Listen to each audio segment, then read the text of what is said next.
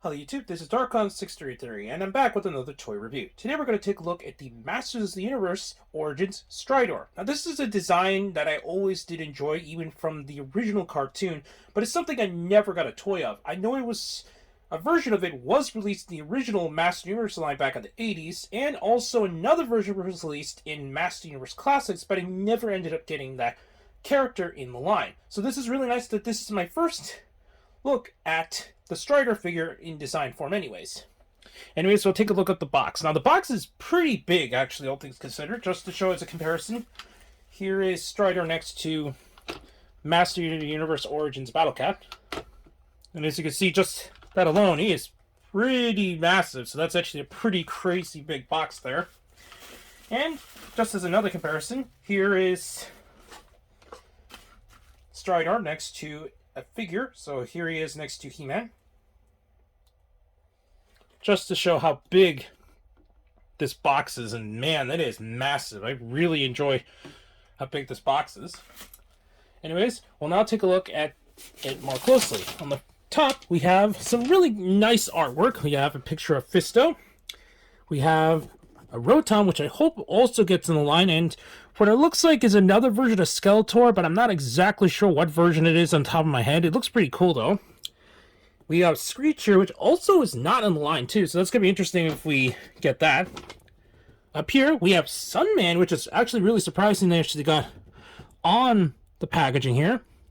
And we also got Stridor, obviously, and He-Man inside. On the side, it just pretty much has a really nice little dragon creature of some sort on the side here. On this side, we have some other kind of beast. I'm not exactly sure what the names of these creatures are. The back, we have pretty much another design of an artwork here. So that's pretty cool what we have here. We have a couple of other products in the line, and the features of Stridor himself. On the bottom, we pretty much just get the usual legal, and I guess just what it tells you that you need to attach the base together. Anyways, we'll now take him out of the box and take a look at him more closely. Now, outside of the box, you get a couple accessories. Obviously, you get Stridor himself, along with this rein that you can actually attach inside of his mouth. His mouth is actually articulated with the spring, just to show he does have spring-loaded mouth, so that's pretty cool that it has that.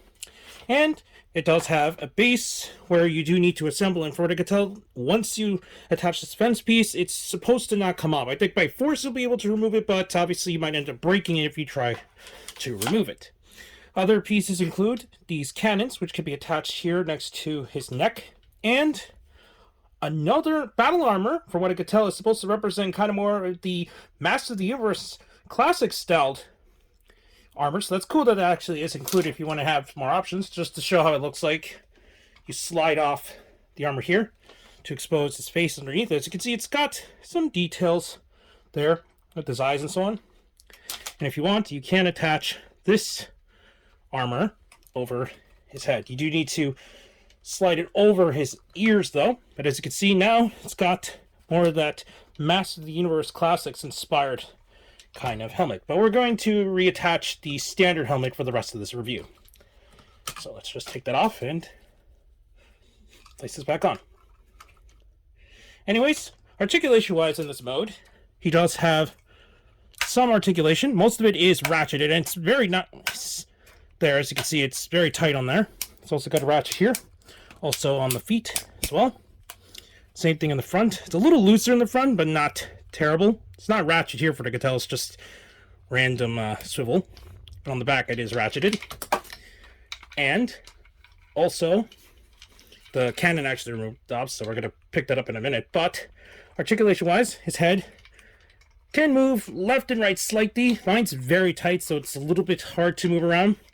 He does have a few points of articulation from, for what I could tell, 3 different areas. So one in the back here, one on the neck, and obviously the swivel there. So you can move things around like so. So it's kind of cool that it actually has some pretty decent articulation.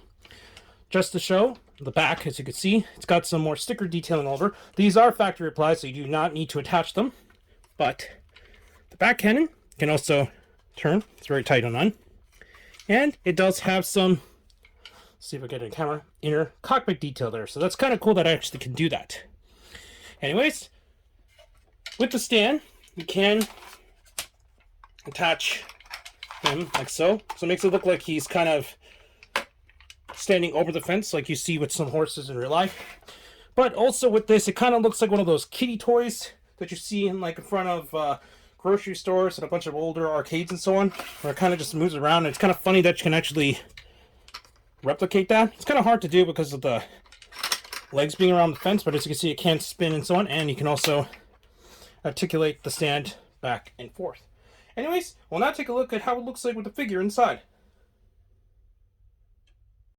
Here we have a couple of Master Universe Origins figures next to Stridor, just as a comparison between the figures and to Stridor himself, just to have a little bit better look. Here is Stridor next to it right here. As you can see, it's a relatively large scale, so that's nice that it actually is a pretty big size for the figures. Now, for some reason, how Stridor was originally promoted, and in both promotional details, comics possibly, and a bunch of other things, and also in the tournament, which he did appear in a 2-pack, for some reason they marketed it as Fisto's horse, even though in the animated series, he appeared in the Origin of the Sorceress, and it was actually created by Man-at-Arms, and due to the events of the episode, by the end, he became sentient. It is kind of funny because they did mention at the end of the episode that maybe one day they'll call upon it, but before we could tell, he never appeared again in the entire animated series, so that's unfortunate that he did make an appearance, but that was it. Anyways, just to show how it looks like with the figure inside, you can't put them in a sitting pose since it actually has a fully detailed seat inside instead of just kind of one of those fake seats, so that's cool that you can actually do that. Here it is with Fisto inside. It's a little bit awkward to put in because of the way that the figures are, but you could pretty much get the main gist of it. And since it is on the box and so on, here is, I'm going to put Fisto to the side here, He-Man inside the cockpit of Stridor. So that's cool that you can actually put figures in there, and you can pretty much have a whole lot of options to play around with. I did forget to mention, since the cannon did pop off, these cannons are articulated, can pretty much just move up and down. It's not got a whole lot going for there, but that's cool you can actually do that. Now, unfortunately, I do not have one of the other hands for He-Man to hold onto the rein here properly, but I do have a holding hand in one of them. So just to show how it looks like if you're holding the reins properly, we're going to attach into his hand. And it kind of just swivels over like you're putting it in the sword. And on this side, it's just kind of going to slide over his open hand. Just to get the main gist of how it look like when it's in full operation. So we're just going to slide this in. It's a little bit tough on this hand, but it is doable. Anyway, so it pretty much looks like that. So if you want to, you can use the rein to its full capacity like this. But I think I'm just going to leave him off to the side and just make him hold on to the power sword.